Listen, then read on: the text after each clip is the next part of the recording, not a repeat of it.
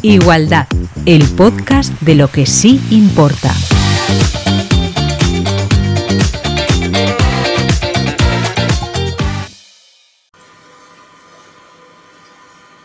Hola a todos y a todas, somos Marina y Carlota. Comenzamos con el segundo episodio de nuestro podcast Igualdad, un espacio creado por estudiantes del grado de Trabajo Social para reflexionar sobre realidades sociales actuales.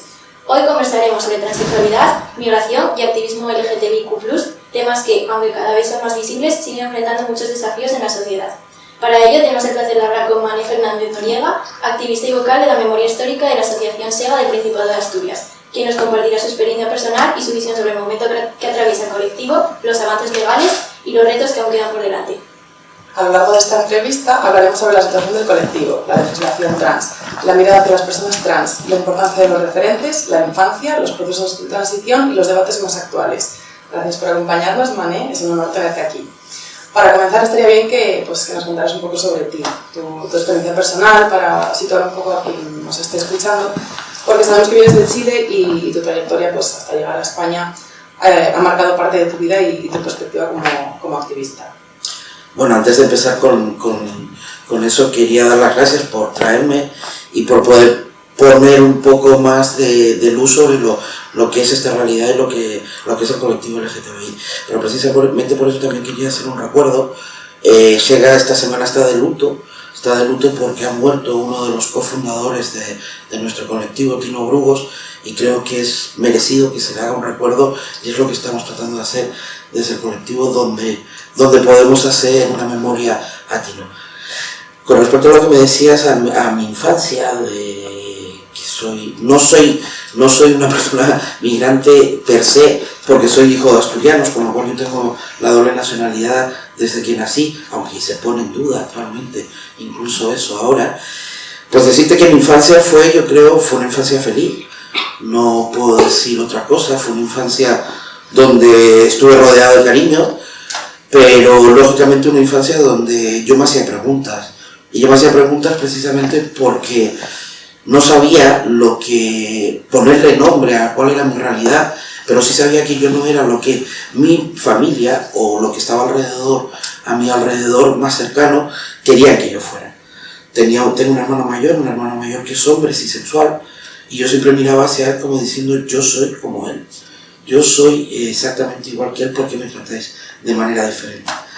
Y hasta que no llegó de repente alguien, porque pasé por todos los psiquiatras y psicólogos habidos y por haber en Santiago de Chile, hasta que un psiquiatra nos puso delante la realidad de cuál era mi realidad, pues no supimos ponerle una palabra, no supimos saber qué era lo que podía estar pasando, pero cuál era la problemática de lo que se presentaba.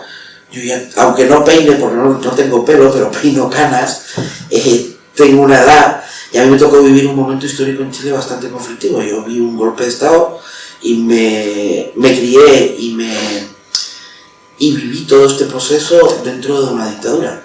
Con lo cual, aunque supimos ponerle palabras, aunque supimos qué era, en mi familia se tomó la decisión que de esto nos hablaba. Pero no es que nos hablara solamente en la calle, mi hermano no lo sabía. Solamente lo sabíamos mi padre, mi madre y yo. Pero mi padre, mi madre y yo tampoco encontrábamos espacios para poder hablarlo, ni ellos querían hablarlos, ni yo podía hablarlo, porque lógicamente mi situación ante lo que podía estar pasando en Chile era crítica, es decir, yo corría el riesgo de poder desaparecer, o que me hicieran desaparecer. Pero así todo mi infancia, mi adolescencia fue feliz. ¿Y cómo fue hablar de ello por primera vez con tu familia o amigos? Y a partir de ello, ¿qué recomendaciones tenías a las familias a partir de tu experiencia personal? A ver, yo con mi familia lo hablé con el psiquiatra, después no se volvió a hablar más. Fue algo tabú en casa. Y precisamente yo dije que me tenía que ir del país con 18 años, no había salido del colegio. Y mis padres lo que me exigen es terminar una carrera, hacer algo. Terminé enfermería y es cuando me vengo a vivir a España, en el año 86. Y aquí es cuando creo que voy a aterrizar en España y más, se me van a abrir todas las puertas habidas y por haber y todo esto está solucionado. Mentira. Y cuando llegó en el 86 no había nada solucionado. Aquí había tantas puertas casi como, no igual, pero casi como en Chile. Yo llego en la época, claro, vosotros no lo conocisteis, pero a lo mejor hay gente que nos pueda estar viendo que sí lo conoció. Yo llego en la época en donde en aquel momento Vivi Andersen, actualmente Viviana Fernández, sale en Interview, sale en la portada de Interview hablando de toda esta realidad. Yo llego a casa de mis padres, pero ahí vivía mi abuela. Y llego a un pueblo pequeño de Asturias, Lastres, donde era imposible hablar de esto. Es decir, por mucho que yo quisiera, era imposible. La diferencia que yo noté cuando yo llegué a España, que mis padres venían todos los años y yo iba a Chile casi todos los años, es que con mis padres sí lo empecé a hablar. Aunque fueran en sitios, en una salita, los tres pero sí lo empezamos a hablar y sí lo empezamos a vivir desde una realidad y desde una libertad. Yo ya pude empezar a ser yo en mi vestimenta, en mi manera de comportarme, en mi expresión ante la sociedad de cuál era mi realidad. Ya la empezaba a expresar. Y en cuanto al nombre, yo nunca tuve problema, porque a mí siempre me llamaron Mané, porque mi nombre es el diminutivo de mi verdadero nombre o del nombre que usaron en el momento que me registré. Entonces, el usar Mané o que la gente que estuviera alrededor mío lo pudiera hacer no fue muy conflictivo. Y usando esas herramientas fue como yo empecé a expresarme a la sociedad y empezar a decir que había una realidad que ellos no estaban viendo, pero que existía. Claro, porque sabemos que llegaste a España siendo muy joven y en una época donde el colectivo trans aquí tampoco se encontraba en un buen momento. Había muchos estereotipos. Entonces, ¿cómo recuerdas tu llegada y cómo fue tu primer contacto con la comunidad LGTBIQ+ en nuestro país? Mi primer contacto con la comunidad LGTBI fue bastante más tarde. Lo que te digo, mi llegada fue pensando, es que además yo fui a aterrizar en Madrid y dije, en la tierra de la libertad, que no fue así. Os lo digo, no fue así, muchísimo menos. Fue muy duro, sobre todo cuando vienes a ciudades pequeñas y a pueblos pequeños. Seguía siendo muy tabú y seguía siendo algo que estigmatizaba. Yo siempre tuve muy presente el tema de que no era solo que me estigmatizaran a mí o que me rechazaran a mí. A mí el miedo que tenía era lo que mi familia podría sufrir. Porque lo que no podemos olvidar es que las familias de las personas LGTBI son LGTBI y también sufren LGTBI-fobia. Perdón. Porque también se les estigmatiza. Mis padres dejaron de ser mis padres y pasaron a ser los padres de una persona transexual. Y por eso también se les estigmatizó en el pueblo, también se les puede rechazar y también se les discrimina. Y eso yo lo tenía muy metido en la cabeza. Que no quería que mis padres sufrieran, o mi abuela, en ese caso, que era la que estaba viviendo en España. Y trataba de evitar en todo lo posible que todo lo que pudiera pasar o toda la estigmatización que yo recibía no los afectara a ellos. Y como tú dices, en ese momento en España, lo que tenía que ver con la realidad transexual era problemático, es decir, estamos hablando de que todo lo que se vendía tenía que ver con el espectáculo, con la prostitución, con la marginalidad, con las drogas. Entonces, tener a alguien que viviera esa realidad en tu casa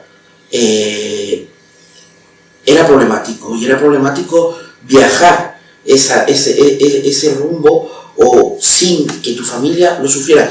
Que yo lo iba a sufrir lo sabía, lo tenía claro, pero yo lo que no quería es que mi familia sufriera exactamente lo mismo que yo estaba sufriendo.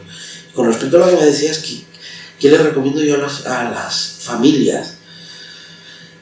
Yo no sé si recomendar o si la palabra es la aceptar, pero yo siempre les digo a las familias que se acercan con menores trans, las llega, que lógicamente tienen miedo y lógicamente yo no voy a poder hacer que pasen ese miedo, pero sí lo primero que les digo es que escuchen a su hija, hijo o hija, que lo único que está pidiendo ese menor es que se le escuche.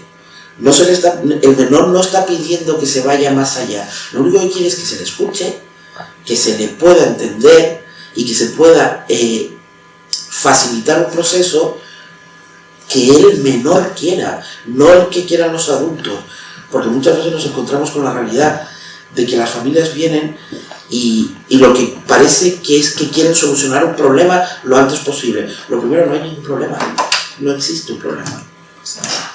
El problema no lo tienes tú, tendríamos que poner el foco en otra parte. Lo único que te está pidiendo tu hijo, tu hija o tu hija, escúchalo y quédate ahí, nada más. ¿Y cuáles consideras que fueron tus apoyos más significativos a la hora de llegar a España? ¿Qué fue lo que más te hizo sentir seguro? Bueno, mi padre y mi madre. Mi padre y mi madre, precisamente con una cosa que no he dicho antes, viviendo en una familia conservadora, no lo siguiente, lo que podríamos entender actualmente que es una familia de Vox. Yo crecí con una foto de mi madre y Pinochet en la salita. Este era el pensamiento ideológico que podía tener y que viví yo durante toda mi infancia y adolescencia. Y reconozco que incluso con esa realidad me saco el sombrero ante ellos, porque supieron anteponer la felicidad de un hijo a sus ideas o a su ideología con respecto a lo que significaba esta realidad. Y el mayor apoyo que yo tuve cuando llegué a España, incluso estando lejos, fueron mi madre y mi padre. Y después, lógicamente, mi pareja. Luego, al poco tiempo de llegar a España, me emparejé. ¿Qué palabra? Y estuve varios años con ella. Y al principio fue un apoyo, pero después fue complicado porque la salida, o es que no me gusta usar la salida del armario, pero el hacer visible mi realidad, a ella la pudo y bueno, hubo problemas, pero lógicamente en un momento determinado también fue mi gran apoyo, pero los primeros mi padre y mi madre. Y a nivel público mediático, ¿qué referentes consideras más importantes? Mira, precisamente porque además es como lo más reciente, actual, las tuvimos esta semana aquí, a Carla Antonelli y a Marina Sanz. Pero yo en esa época, de verdad, es decir, no es porque no tenía referentes, aunque estuviera en España. Yo los referentes que tenía, y insisto en ello porque era así, era en esa época Vivi Andersen, actualmente Viviana Fernández, y era lo que se podía entender con respecto a la transexualidad, pero era un tema que no se hablaba. La transexualidad se empieza a hablar, existían las personas transexuales, existían las mujeres transexuales, existían algunos referentes, pero yo no tenía o no había llegado a ellos. Pero con el tiempo, a finales de los 80, a principios de los 90, me empieza a sonar Carla Antonelli, me empieza a sonar más gente, otros referentes, que para mí no es que sean referentes, que en algún modo yo creo que también, aunque hayan tenido a lo mejor visto desde el tiempo una perspectiva negativa, lógicamente La Veneno fue un gran referente en España para muchas personas transexuales, y más gente que puede haber ahí, y después cuando entró en el colectivo, pues muchísima más gente que a lo mejor ni siquiera se conocen socialmente, pero son referentes, como Kim Pérez, Manolita Che, hay muchísima gente que pueden haber sido referentes. Y teniendo un poco en cuenta el papel de los medios de comunicación y las redes sociales en la actualidad, ¿cómo crees que estos están influyendo en la percepción de las personas trans, tanto positiva como negativamente? Ahora, la parte positiva lógicamente es la visibilidad. La visibilidad y la poner en la agenda social nuestra realidad. Lógicamente, si nosotros somos visibles, vamos a facilitar en un momento determinado que esta realidad, o que incluso lo que entendemos ahora por infancias y menores trans, se puedan hacer visibles antes. Y lo negativo, pues que se sigue estereotipando, es decir, se sigue trabajando con todos los estereotipos que significa la transexualidad. No se nos ve dentro de etiquetas igual que el resto de la sociedad. Tú ves series, aunque ahora hay que reconocer que es un tema que se está llevando a las series, y yo he visto series muy buenas, muy bien trabajado, con bastante sensibilidad en lo que tiene que ver con el tema, y sobre todo lo que tiene que ver con la memoria. La memoria histórica del colectivo no la podemos olvidar, sobre todo en estos tiempos. Y eso sería lo que yo destacaría, es decir, la visibilidad que nos dan las redes sociales, la visibilidad que nos dan los medios de comunicación, pero que no siempre es positiva. Con lo cual también es importante saber filtrar, saber ver y qué es lo que nos están qué es lo que nos están dando. Yo recomendaría, para quien nos pueda estar escuchando y viendo, sobre todo si vive esta realidad, que creo que es de obligado, visionado por nosotros, por nuestra realidad, la serie Pose. Para mí me emocionó muchísimo, lógicamente, porque muchas cosas de esa época no las viví directamente en Estados Unidos, pero sí viví la época política que se está viviendo en eso, y creo que es de obligado visionado. Marca muy bien lo que significa, marca muy bien la memoria histórica y marca muy bien dónde estamos. Y a día de hoy, si tuvieras que definir en una palabra la situación del colectivo, ¿cuál sería? ¿A nivel estatal o a nivel autonómico? Porque a nivel estatal tenemos aprobada una ley, la ley del 2023, donde las personas, la mal llamada ley integral trans, que no es una ley trans, es una ley LGTBI, donde sí se reconocen los derechos de las personas trans, se reconoce el derecho a la autodeterminación, muchas cosas en lo que tienen que ver en el ámbito sanitario, en el ámbito educativo, pero ¿cuál es el problema? Las competencias están transferidas a las comunidades autónomas. La ley estatal lo que hace es decir a las comunidades autónomas que les está dando el paso para que legislen y desarrollen lo que dice la ley estatal. Y claro, nos encontramos que en Asturias no tenemos ley. Hay 2 comunidades autónomas en este país que no tienen ley LGTBI, que son Castilla y León y Asturias. Es decir, vamos a la cola de lo que significa que el desarrollo de los derechos de las personas LGTBI. Es triste decirlo, porque además desde Chile llevamos casi 16 años peleando y luchando porque esta ley se apruebe en la comunidad autónoma. Y llevamos 4 años de un gobierno progresista, donde este gobierno se ha comprometido a sacar la ley. Ya se comprometió en la anterior legislatura y no salió porque el borrador que se nos presentó no era el borrador de los colectivos, ni era un borrador que realmente nos viniera a dar derechos. Y estamos casi al año y medio, año y algo de terminar esta legislatura y seguimos, y el borrador existe, el borrador se le ha pasado al gobierno, y de hecho lo hemos hecho con la directora general LGTBI, pero no terminan de dar el paso para que se pueda trabajar en la Junta y se pueda aprobar. Por lo que si tuvieses que definir una palabra la situación de Asturias, ¿cuál sería? Porque no tenemos derechos. Es tan claro como eso. No tenemos derechos porque no se ha legislado sobre nuestra realidad. Hay cosas que lógicamente a nivel estatal están. Está el derecho a la autodeterminación y hay cosas que se tienen que cumplir porque existe una ley estatal. Pero hay otro tipo de cosas que las tiene que desarrollar la comunidad autónoma. Las competencias sanitarias son de la comunidad autónoma. Y aunque la ley diga qué es lo que hay que hacer con respecto a las realidades trans en el ámbito sanitario, quien tiene que desarrollar eso es la comunidad autónoma. Es decir, la ley estatal nos apoya a que legislemos en la comunidad autónoma, pero mientras no tengamos una ley que nos apoye a nivel autonómico, pues vamos a seguir estando como estamos. Ya. Bueno, sabemos que la sociedad ha avanzado en cierto modo, pero ¿crees que todavía persisten prejuicios o estereotipos hacia el colectivo LGTBIQ+, incluso en entornos que se consideran inclusivos? Bueno, ha avanzado, pero empezamos a retroceder. Habíamos avanzado y habíamos llegado a que hemos tenido leyes que nos están protegiendo. Estamos hablando de 15 leyes autonómicas que protegen al colectivo LGTBI, una ley estatal que protege al colectivo LGTBI. Hemos ido avanzando, hemos ido derogando leyes, porque no nos podemos olvidar que el colectivo LGTBI en España empieza con las manifestaciones de la derogación de la ley de peligrosidad social, y de ahí hemos ido avanzando. El matrimonio igualitario en el 2005, en el 2007, la primera ley para las personas transexuales que nos permitía el cambio registral. Hemos ido avanzando, pero en este momento tenemos que decir que todos estos avances se están encontrando con un muro, y lo que estamos haciendo es retroceder. Y estamos retrocediendo en el discurso, estamos retrocediendo en lo que se entendía por que éramos iguales.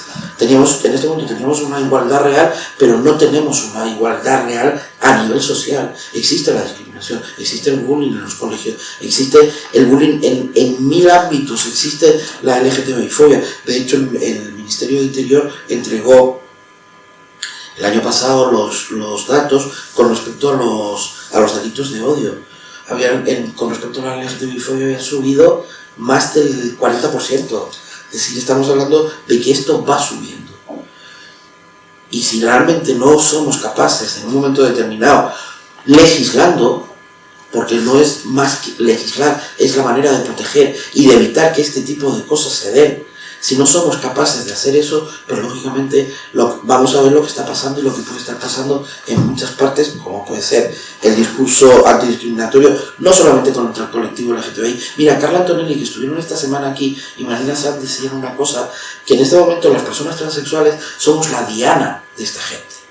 Y están yendo contra nosotros, contra el colectivo LGTBI. Pero no os olvidéis que detrás van a venir más. Van a venir los migrantes, van a venir las mujeres, van a venir todos los que no piensen como ellos. Nosotros somos el principio de esta pirámide a la que van a ir. Y lógicamente que estamos notando que la discriminación está siendo, que estamos yendo para atrás con respecto a lo que significa la LGTB-fobia.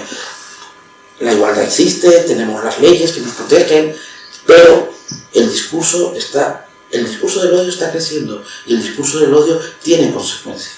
Cuando hablamos, de hecho, desde los colectivos hemos firmado un pacto social contra los discursos de odio, pero queremos un pacto de Estado contra los delitos de odio, porque el discurso de odio tiene una consecuencia, que es el delito. Si yo no persigo el discurso, ese discurso va a terminar en un delito de odio, y lo que tenemos que perseguir en este momento es el discurso. Y con todo esto, ¿cómo percibes la manera en que la sociedad trata a las personas trans actualmente? Bueno, depende de dónde vayamos y depende de dónde nos encontremos. Porque yo me he encontrado, yo salí una vez llorando desde el Senado. En la negociación de la ley del 2023, cuando fuimos a ver la ponencia del borrador de ley, uno de los senadores, y lo triste es que es del colectivo, y es un señor del PP, no voy a decir nombres, me hizo llorar por la transfobia y por el odio que manifestó a las personas trans y sobre todo a los menores. Y el odio que nos manifestó a los mayores trans, diciéndonos que lo único que estábamos haciendo era apología de la transexualidad y estábamos haciendo adoctrinamiento de los menores. Por eso depende de dónde vayas. En tu círculo cercano o a lo mejor sientes más empatía, pero es difícil salir de esos círculos. Es difícil salir de esos círculos y hacerte visible como una persona transexual. Yo tengo un privilegio, que tengo un cispassing, es decir, que a mí no se me lee desde otra parte que no sea como un hombre. Pero hay muchas y muchos compañeros que no tienen ese cispassing. Yo he estado sentado en una cafetería con un compañero, con un chico transexual, donde había un grupo, y os pongo ejemplo porque creo que es la manera más fácil de poder ver las cosas. Había un grupo de matrimonios jóvenes, nosotros estábamos en la barra sentados, estábamos hablando, y de repente se acercó un chico y le preguntó a él: oye, es que tenemos una duda, tenemos una apuesta, ¿tú eres una chica o un chico? Perdonad por las palabras que voy a usar ahora, pero mi respuesta fue: pues la misma duda tenemos nosotros, ¿tú eres gilipollas o tonto? Y ese es lo que nos podemos... Depende del espacio que estés, ves que puede haber LGTBI-fobia o no. Mira, yo llevo muchos años en el activismo y muchos años cargando la bandera arcoíris para diferentes manifestaciones, para diferentes concentraciones. Y en Gijón, yo vivo en el Atahoyo y tuve que pasar, que íbamos al ayuntamiento a una concentración, y tuve que pasar por que nunca me acuerdo cómo se llama esta calle, la de los pórticos, y iba con las banderas. Y jamás me había pasado lo que me pasó con un grupo de 10 chavaletes de entre 16 y 18 años, cuando me vieron con la bandera me empezaron a gritar maricón. Yo me di vuelta y dije, es que nunca en la vida me había pasado. Y eso está pasando. ¿Qué cambios sociales considerarías tú más necesarios para que esto te pase? Primero, el cambio social. Para lograr el cambio social, creo que tenemos una herramienta que es fundamental, que es la educación. Y Pedro Solórzano siempre decía, para acabar con la LGTBI-fobia, educación, educación y educación. Y cuando hablo de educación no estoy hablando de la educación formal, estoy hablando de cualquier tipo de educación y educación social. Vosotros vais a tener una herramienta en el futuro para que esto pueda cambiar. Y es este tipo de cosas, lo que estamos haciendo aquí ahora, es educación. Y es educación social, que la gente me vea, que la gente sepa que vivimos igual que el resto de la sociedad, que no tenemos antenas, ni somos verdes, ni vivimos en Avatar, ni en ninguna de este tipo de cosas. Somos igual que el resto de la sociedad. Tenemos los mismos problemas que el resto de la sociedad. Tenemos deuda, tenemos problemas con el alquiler, tenemos problemas igual que el resto de la sociedad. Y eso es educación. Y lógicamente, importantísima la educación formal, pero no la educación formal en tercero de la ESO, no, desde la EGB, y si puede ser desde parvulitos.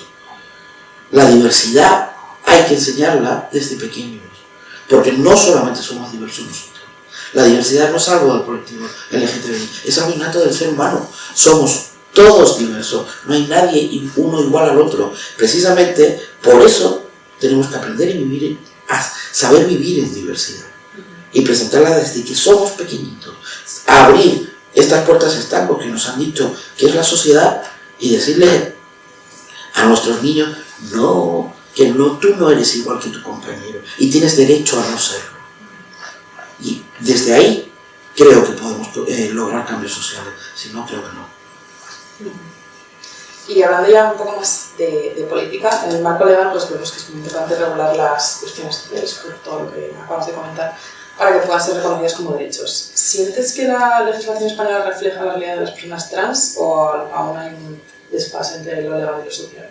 Hombre, la ley viene a abrir muchas puertas, pero también cerró muchas.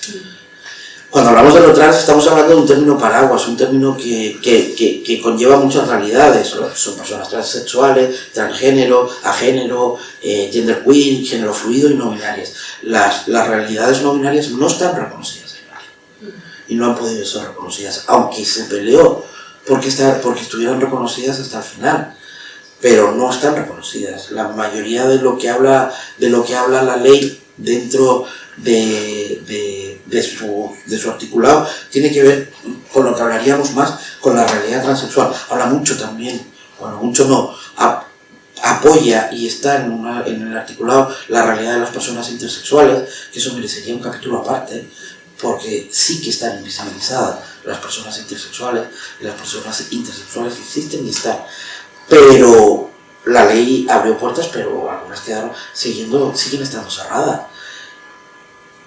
Lo que siempre hemos dicho desde el colectivo, que el abrir puertas no significa poder seguir caminando por el pasillo para seguir abriendo puertas. El poder tener en este momento la legislación que tenemos a nivel estatal nos permite seguir caminando y seguir peleando porque las nuevas realidades que puedan estar en este momento sin ser reconocidas puedan ser reconocidas en algún momento. Y sobre todo a nivel autonómico, la ley estatal nos ha servido.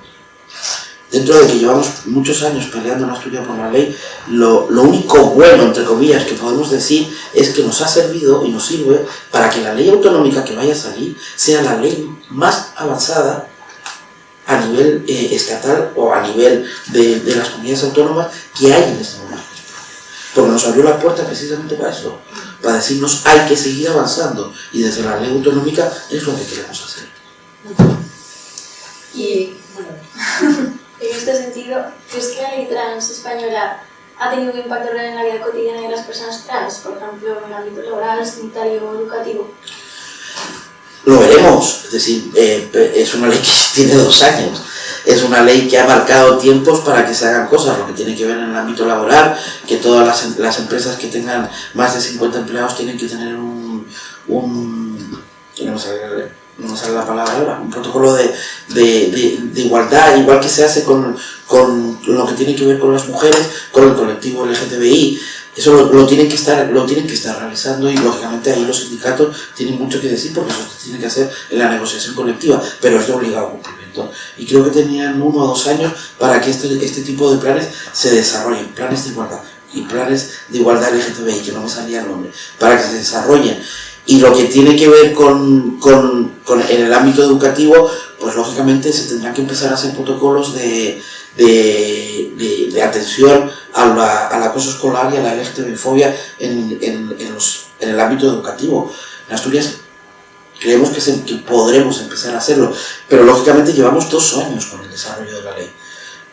vamos viendo cambios, vamos viendo el hecho de que personas de 16 años se puedan autodeterminar, que puedan ir al registro y que puedan decir yo soy esta persona y tengo derecho a tener este nombre. Eso sí lo estamos viendo. Y estamos viendo que menores también están haciendo el cambio de nombre, no el cambio registral, pero sí el cambio de nombre. Lógicamente que va dando paso. Pero a una ley hay que darle el tiempo, y hay que darle el tiempo a que se desarrolle y se implemente. Estamos viendo cosas, estamos viendo el Ministerio de Trabajo ha firmado una circular para que todo esto que te estoy diciendo con respecto a las empresas se cumpla y que los sindicatos tengan que trabajar y que se tengan que hacer los planes de igualdad.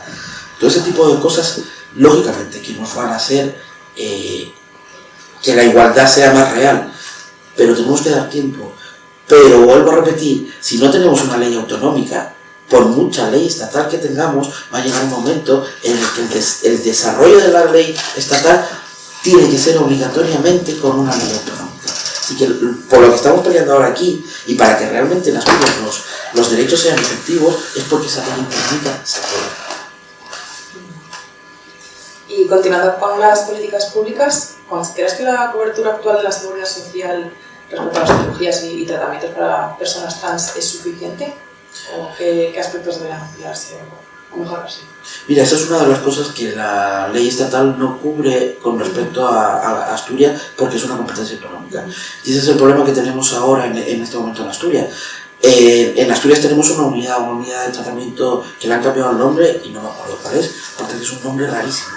Pero bueno, la unidad de tratamiento de identidad de género del Principado de Asturias, que está en Avilés, donde sí se cubren las cirugías, pero se cubren mandándote a Málaga, donde en Málaga la unidad está cerrada, no se hacen cirugías. Entonces muchas de las personas transexuales están optando a hacer alguna de las cirugías que nosotros hacemos en el ámbito privado. Lo que sí tenemos cubierto es el tratamiento hormonal y el tratamiento en la unidad. ¿Cuál es el problema de la unidad? Que la unidad tiene una perspectiva psiquiátrica y una perspectiva patologizante. Porque el primer paso que haces al llegar a la unidad es la entrevista con la psicóloga. La psicóloga va viendo, te pasará al endocrino y entre ellos el equipo de trabajo que hay ahí verán si puedes o optas a la cirugía. Nosotros lo planteamos al revés. Esto tiene que ser un equipo multidisciplinar, sí, pero mi puerta de entrada no es la psicología. Primero porque no estamos enfermos y menos tenemos una enfermedad mental o una psicopatología. Con lo cual, y que el proceso lo va marcando la persona. Porque parece que nosotros cuando entramos en las unidades o cuando se habla de cirugías, que todos nos queremos operar, que todos nos queremos hormonar y que todos queremos llegar a las cirugías de reasignación. Y no es así. Es un porcentaje muy bajo de la realidad de las personas transexuales que llegan a la cirugía de reasignación genital. Con lo cual empecemos a sacarnos de la cabeza eso, es que todos van a por las... No, sí hay cirugías donde sí, en un 90% de las personas transexuales se las hacen, lo que sería la mastectomía, quitarnos las mamas en el caso de los hombres transexuales y al revés en el caso de las chicas, la mamoplastia, pero las demás son optativas. Pero tienen que ser optativas desde la perspectiva personal. Yo tengo que tener el derecho a que se me cubran, pero eso no quiere decir que a lo mejor vaya a utilizar ese servicio. Igual que tengo que tener el derecho a que el psicólogo esté, pero eso no quiere decir que yo sufra una enfermedad psiquiátrica o una enfermedad que tenga que ser tratada por un psiquiatra o un psicólogo, sino que tengo el mismo derecho que el resto de la población a que ese servicio se me dé. Hay una cosa que dijo la OMS cuando quitó a la transexualidad del catálogo de enfermedades mentales, que dice que nosotros somos usuarios del sistema sanitario y del servicio de psicología y psiquiatría precisamente por la transfobia social que existe debido a la presión que sufrimos con respecto a esta transfobia. Y desde esa perspectiva tenemos que mirarlo y desde esa perspectiva tenemos que ser usuarios. Para cerrar nuestra entrevista, queremos abrir un espacio para abordar algunos de los temas más controvertidos dentro del colectivo y en la sociedad en general. Nos gustaría que nos dieras tu opinión, ya que muchos de estos temas se encuentran en el centro de la conversación pública hoy en día. Entonces, en primer lugar, con respecto a la infancia trans, ¿cómo ves la hormonación en menores? ¿Hay algo que consideres fundamental tener en cuenta antes de iniciar un tratamiento de afirmación de género? ¿Qué es hormonar a un menor? A ver, hormonar a un menor trans, y cuando yo sé de lo que estamos hablando, los bloqueadores de la pubertad, cuando decimos que se les den bloqueadores a los menores trans, toda la sociedad se... La sociedad sabe que a los menores bisexuales sí se les dan bloqueadores. Y sí se les están dando bloqueadores a niñas que con 5 o 6 años tienen un desarrollo puberal que se entiende que no es adecuado a su ley, a su edad, con lo cual vamos a bloquearlo porque se entiende que socialmente y psicológicamente puede ser perjudicial para esa niña. Y nadie dice nada. ¿Cuándo es el problema? Cuando ponemos la palabra trans.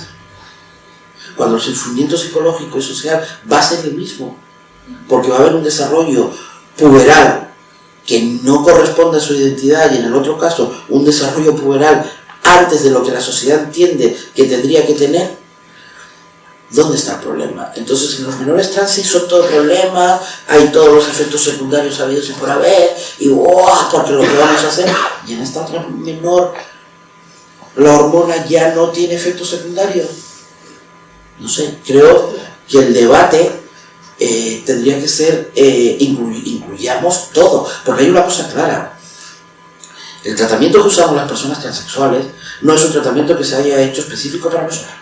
Es el mismo tratamiento que usa el resto de la población en otro tipo de casos. Pero las hormonas ya existían antes de que nosotros empezáramos a usar los tratamientos. Y en los menores también. Los bloqueadores se usan y se dan a menores cisexuales, es decir, a menores no transexuales o no trans, que tienen un desarrollo puberal que se entiende que a lo mejor puede traer problemitas. Entonces yo planteo la pregunta, ¿cuándo viene el problema? ¿Cuando el menor es un menor trans? Yo creo que ahí estamos detrás, hay un poquito de transfobia, ¿no? Yo me lo planteo ahí. Por otro lado, ¿qué opinas del auge de las personas que transicionan? ¿Crees que los medios lo están usando para desacreditar al colectivo? El auge de las personas que detransicionan. ¿Cuál es el porcentaje de las personas que detransicionan? Porque yo quisiera verlo claro, ¿eh? Porque ¿qué entendemos por detransicionar? Porque lo que nosotros estamos viendo, sí hay personas que detransicionan, y no lo vamos a negar, lógicamente, como en cualquier otro tipo de realidad, pero lo que nosotros estamos viendo es que personas que pueden llegar a una unidad de identidad de género, llegan con una realidad, pensando en una realidad, y después se dan cuenta que su realidad es otra, pero no dejan de ser o de tener una disonancia del género que se les dio al nacer. Eso es retransicionar. Yo llego diciendo, no, creo que soy transexual, pero de repente digo, no, es que a lo mejor yo estoy más en el espectro de lo no binario. Eso es retransicionar, porque esa realidad la estamos viendo y nos estamos encontrando con muchas personitas que lo que nos están diciendo, cuando dejamos ser, cuando escuchamos y cuando dejamos lo que decimos en los colectivos y que ahora están tan de morir, dejamos fluir, nos damos cuenta que la realidad era otra y que a lo mejor estábamos presionando para que encajara dentro de lo que nosotros queríamos. Pero eso es retransicionar. No sé, yo creo que habría, lo primero, hacer un estudio sobre esto, un estudio real, un estudio que sea, que tenga lo que la realidad de lo que están viviendo nuestros menores y también hay retransiciones en adultos, pero que sea un estudio que no esté polarizado, porque creo que hay mucha polarización en este tema, y de ahí vemos lo que realmente entendemos por retransición lo primero, y realmente cuál es el porcentaje de la realidad de la retransición. Te digo que yo llevo muchísimos años en esto, y cuando te digo muchísimos años son más de 30. Conozco a una persona que la retransición. En relación con el feminismo, ¿crees que existe algún diálogo entre el feminismo que excluye a las personas trans? ¿Y qué piensas acerca de la inclusión de las personas trans amenace, entre comillas, los derechos de las mujeres? Realmente los amenaza. Yo es que me parece me parece fuerte el que hayamos llegado a esto, y me parece fuerte porque desde los años a finales de los 90, a principios de los 2000, dentro de los encuentros que se hacían del movimiento feminista en ese momento, Ya se había incluido la realidad de las mujeres transexuales y había mesas de trabajo de mujeres transexuales como Kim Pérez, y había muchísimo. Miquel Misé, que lo habréis escuchado, ya estuvo en esas mesas trabajando todo lo que era la realidad de las personas transexuales en compañía con el movimiento feminista. Yo creo que no se entiende un movimiento feminista sin la realidad transexual, como tampoco entiendo la realidad transexual sin un movimiento feminista. Lo que está pasando y lo que ha pasado creo que tiene más que ver con momentos políticos de nuestro país y con momentos políticos específicos. Y con momentos políticos de partidos. Tienen que ver con posicionamientos de poder de partido y posicionamientos de pérdida de poder de algunos partidos y posicionamiento de pérdida de poder de ciertos nombres, ciertas caras y ciertas personas que podían tener una influencia y que creían que esa influencia y ese poder era vitalicio. Cuando vieron que ese poder se podía perder y que se perdió, es cuando tenemos que poner el foco en otro sitio y el foco en la pelea de a quién tengo enfrente o a quién pongo enfrente para poder seguir manteniendo ese poder y para poder seguir teniendo voz y taquígrafo y que se me siga escuchando. Pero creo que podemos llegar a un entendimiento. Las personas transexuales nunca hemos dejado de insistir en que nos podamos sentar, que podamos hablar y que podamos poner, porque son muchos los puntos de encuentro, muchos más que los de no encuentro, y poder trabajar de manera conjunta. Para terminar, Mané, ¿qué mensaje te gustaría dejar a quienes nos escuchan, especialmente a personas trans jóvenes o quienes están iniciando su proceso? Que busquen que somos muchos los que estamos en este momento en Asturias para dar respuesta a todas sus dudas y lógicamente que llamen a Sierra, que ahí tenemos las puertas abiertas para lo que quieran y que estamos dispuestos a escuchar y ayudar y dar respuesta a todas las dudas que puedan tener en este momento, que sé que son muchas. Y sé que son muchas por experiencia, y bueno, yo cuando empecé en esto tenía muchas dudas y muchas respuestas me las tuve que dar desde leer y desde otro tipo de información que con el tiempo me di cuenta que mucha de la información que me estaba llegando era muy sesgada. Por eso es muy bueno tener la posibilidad de poder entrar en los colectivos, poder ver a tus iguales. No nos quedemos solo con lo de internet, no nos quedemos solo con los influencers, no nos quedemos solo con lo que estamos viendo, que yo a veces me da miedo, y a lo mejor es porque soy mayor y ya empiezo a tener miedo a muchas cosas, de lo que se pueda estar dando con respecto a los procesos de transición, sobre todo en chicos trans. Cuando empiezan a hablar, es mi primera inyección de texto, mirar cómo va cambiando. No, cada proceso es único, y el proceso es mío, y eso que está mostrando ese menor o adolescente en las redes es el proceso de esa persona. El proceso es mío y yo voy a decidir cómo lo quiero hacer y hasta dónde quiero llegar. Por eso es bueno que se acerquen a los colectivos, aunque cuesta, que nos escuchen a los mayores, que algo sabemos y que los podemos ayudar y que la puerta de Sierra está abierta para todo el mundo. Y una cosa que quería decir, ya que me das la oportunidad, que hemos estado hablando de ley, que no tenemos la ley aprobada. Mira, una cosa donde nos podemos encontrar es que el 27 de este mes, de noviembre, tenemos una concentración en la Escandalera a las 7 de la tarde, precisamente por esto, porque nos queremos unir y necesitamos a toda la sociedad, no solamente los LGTBI, para poder ver si podemos sacar una ley ya para que nuestra realidad sea reconocida en esta comunidad. Pues muchísimas gracias, Mané, por compartir tu historia, tus conocimientos y tu compromiso con la igualdad. Ha sido un verdadero placer contar con tu colaboración. Gracias a vosotras y a la Escuela de Trabajo Social y a quien me hayáis traído y que podamos seguir participando en esto, pero de todas las perspectivas, de cuando seáis profesionales como trabajadoras sociales, que podamos seguir participando, porque nos vais a encontrar. Vamos a ir a golpearos a la puerta y vamos a ir a pediros ayuda. Y es preferible que cuando os encontréis con esta realidad, en un momento determinado, decirle a la persona, en este momento no te sé contestar, y vosotras mismas cojáis el teléfono y pidáis ayuda y nos llaméis, y cómo podemos hacer, y que trabajemos toda la red social que se necesita en este momento de la mano, a dar a lo mejor la primera respuesta que se nos venga a la cabeza.